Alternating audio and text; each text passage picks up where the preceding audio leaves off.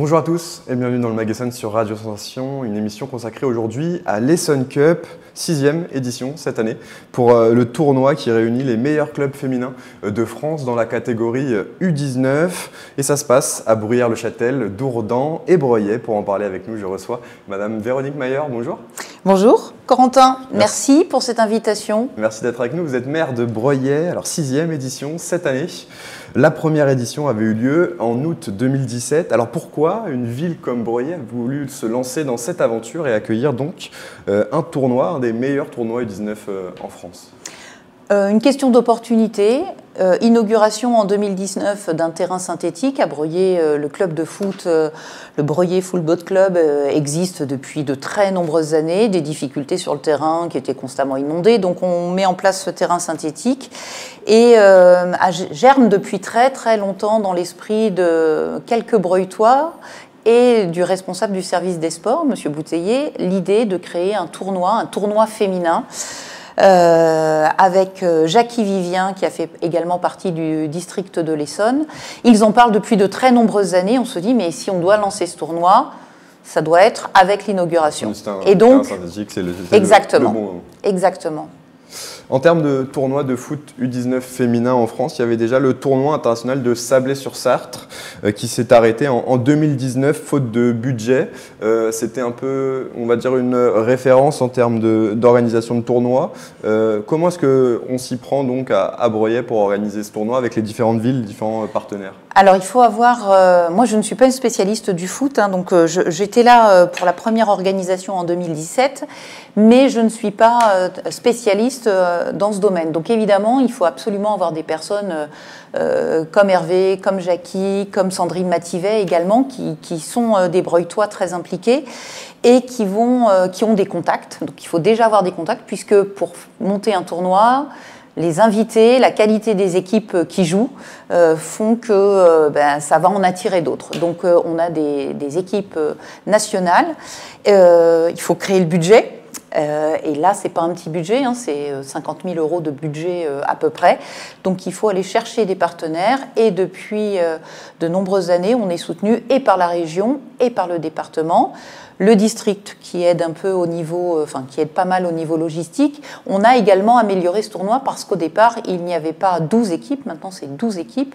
Au départ, il n'y en avait que 9. Voilà. Donc on est monté assez rapidement à 12 jusqu'à cette 6e édition. Mais c'est vrai que de temps en temps, on se dit, est-ce qu'on peut encore continuer? Comment l'améliorer? Et au départ, nous n'étions que 2 villes. Bruyères-le-Châtel et Breuillet. Bruyères-le-Châtel, très à côté, voilà, très proche. Tout à fait, 3 km. Donc voilà, ça permettait des rotations. Et on a été rejoint, on s'est tourné vers Dourdan qui a accepté de s'associer à nous. Donc voilà, on monte en puissance, on monte dans la qualité de l'organisation. À chaque fois, on fait des petites choses en plus. Et c'est ce qui est plaisant. Alors, je parlais du tournoi de Sablé-sur-Sarthe qui a duré 6 ans. Là, Breuillet, donc l'Essonne Cup, dépasse, donc atteint ces 6 années. Il s'était arrêté faute de soutien de la fédération, des ligues. C'est ce que disait son président, le président du club du FC Sablé, Gérard Gauthier. Comment est-ce qu'on tient dans le temps? Justement, ça va être là la difficulté. Un budget de 50 000 €, il faut pouvoir donc que ce soit aussi un minimum rentable, que ce soit viable économiquement en tout cas sur les autres années. Comment est-ce qu'on fait pour pouvoir tenir pour 10, 15 ans encore? Alors, la première chose, c'est la passion. La rentabilité, il ne faut pas y compter, c'est pas rentable, c'est rentable en termes d'investissement et de la satisfaction de voir que le tournoi se déroule bien. Évidemment, la ville de Breuillet, elle accepte de participer à une hauteur financière qui est variable d'une année sur l'autre, parce que pendant toute l'année, dès qu'on ferme le gymnase, qu'on ferme le terrain fin août, on commence déjà à se projeter dans l'édition suivante, tant au niveau de l'organisation qu'au niveau budgétaire. Et donc, c'est ce que l'on fait tous les ans. Et cette année, je suis allée voir nos partenaires financiers, que ce soit institutionnels, le département ou la région, pour leur demander s'ils pouvaient nous soutenir. Parce que c'est comme tout, si on n'y retourne pas, les subventions, elles ont tendance à descendre un petit peu. Il faut ressolliciter et montrer qu'on a toujours autant d'intérêt. Et puis, on est soutenu par de nombreuses entreprises locales qui travaillent avec la ville, qui ont leur société sur la ville. Et donc, ça nous permet de tenir dans le temps. Et cette année, la Fédération française de foot sera présente et on va faire une chose nouvelle qui n'avait pas encore été faite jusque-là.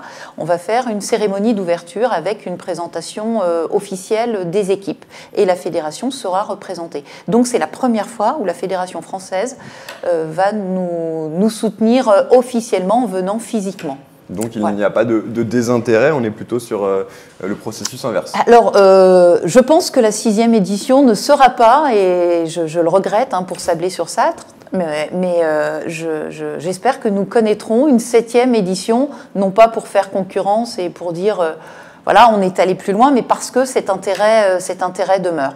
Alors parlons maintenant du coup de cette 6e édition maintenant. Le format a-t-il évolué ou ça sera le même que les années précédentes? Alors le format reste le même, 3 terrains synthétiques, 3 sites. On commence le vendredi après-midi, donc nous serons le 25 août, le samedi 26 et le dimanche 27, avec la finale le 27 en début d'après-midi. Sur le terrain de Breuillet. Sur le terrain de Breuillet, coup d'envoi vers 13h. Alors je dis vers 13h45, c'est 13h45 puisqu'après c'est le début de la saison, donc les jeunes et le début de l'année scolaire, donc les joueuses doivent aussi retourner chez elles, exactement. Donc le format n'est pas modifié. Nous avons des équipes qui sont là depuis le départ. Je vais pas les citer, mais on a une petite nouvelle, un plateau. C'est Reims qui vient pour la première fois.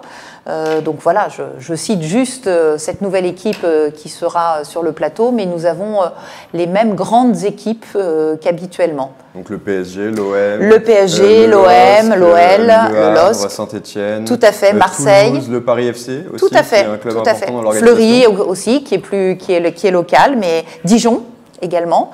Je vous disais, le Paris FC, comme un club important aussi dans l'organisation de ce tournoi. Oui, on est partenaire depuis le départ.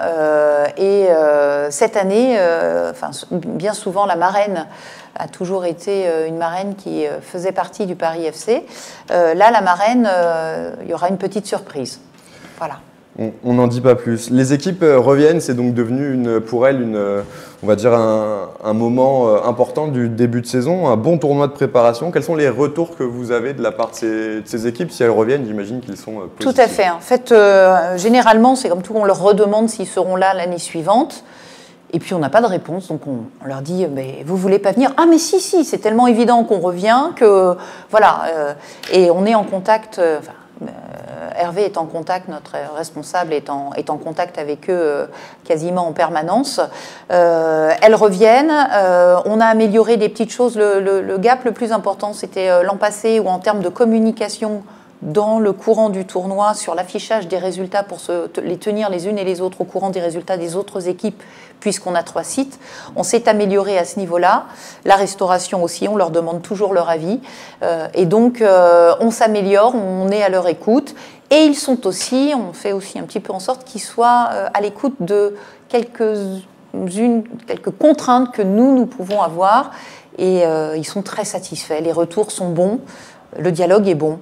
Et ils n'hésitent pas à nous dire ce qui ne va pas. Et à l'avenir, la question de l'internationalisation du tournoi pourrait éventuellement se poser. Est-ce que ça fait partie de vos objectifs ou ça coûterait trop d'argent, on n'en parle pas? Alors, pas du tout. On peut en parler. D'ailleurs, nous avons accueilli une équipe finlandaise. Donc, ça s'est déjà produit, mais on ne l'a pas encore mis en place parce que pour l'instant, c'est 12 équipes.